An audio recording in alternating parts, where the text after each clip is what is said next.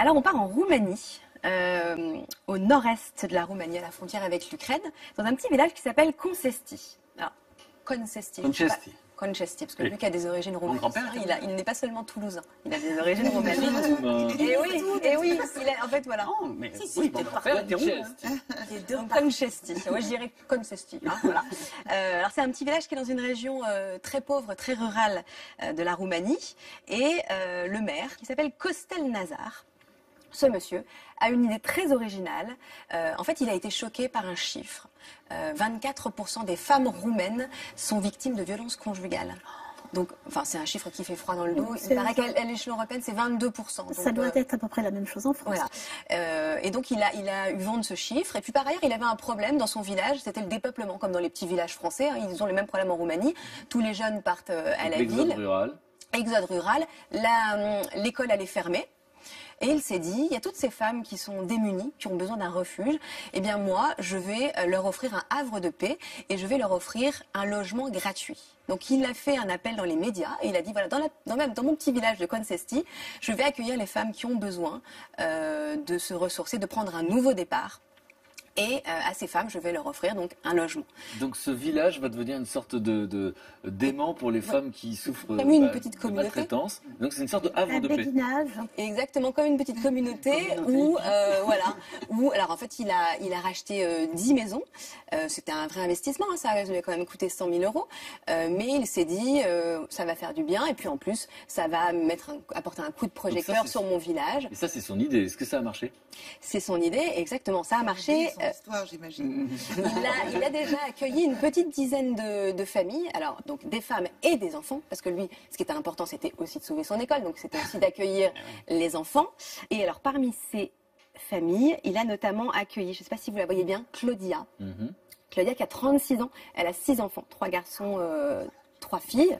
Elle était mariée depuis 16 ans. Elle avait été mise sous protection de la justice roumaine, mais c'était fin décembre 2015, pile au moment où le maire a fait son appel. Et un jour, son mari la retrouve, son ex-mari la retrouve, vient défoncer la porte de chez elle. Pour elle, c'est la goutte d'eau. Elle se dit, voilà, j'en peux plus. Elle veut fuir. Elle habitait dans le sud-ouest de la Roumanie. Elle a effectué 800 kilomètres pour remonter dans le nord-est, à Concesti. Et elle est arrivée, on l'a accueillie les bras ouverts.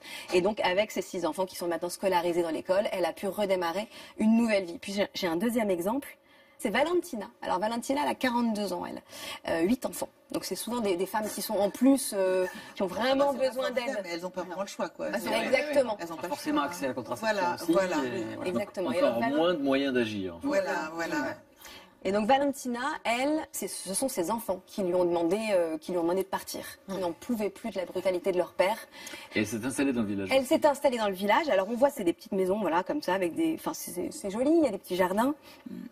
Et ça redonne un cadre de vie aux enfants qui sont aussi entre eux, enfin pas seulement entre eux, parce qu'il y a des villageois dans ce petit village qui ont apparemment très bien réagi, qui ont très bien accueilli toutes ces familles.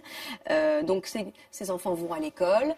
Ces femmes, elles sont aidées pour trouver un travail. Ah oui, pas seulement on vous accueille, et vous avez un logement. Un vrai accompagnement, quoi. C'est un vrai accompagnement. Il a aussi prévu une aide sociale en plus des allocations familiales qui sont payées par l'État.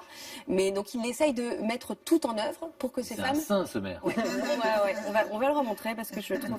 Il est C'est formidable. Costel Nazar. Réaction spontanée, Françoise. Vous aviez entendu parler de ça? Un maire qui a cette idée? Non, mais je reviens toujours à ce que je dis. Et les coupables, on en fait C'est-à-dire quoi? Il faut aider les femmes déjà à avoir des lieux où elles peuvent aller se réfugier, recueillir, oui. des avocats qui les aident à récupérer leurs biens, leurs maisons, etc., à confier les enfants à la garde de la mère. Voilà, des gens qui font leur boulot. Chacun doit faire son boulot. On ne peut pas tout faire, mais d'abord sauver sa peau et les enfants. Hein. Evelyne, qu'est-ce que vous pensez de cette initiative? Moi, je trouve que c'est très bien. Je trouve que Une drôle d'idée quand même. Hein, Ah oui, non, un non, maire mais qui dit, bah, tiens, dans mon village, je vais recueillir ces femmes en détresse. C'est très, très Derrière, bien. ça serait intéressant. Ah oui, j'espère qu'il va inspirer. Il y a 36 000 communes en France. Il y a quelques maires qui, à mon avis, peuvent penser à ce genre de choses.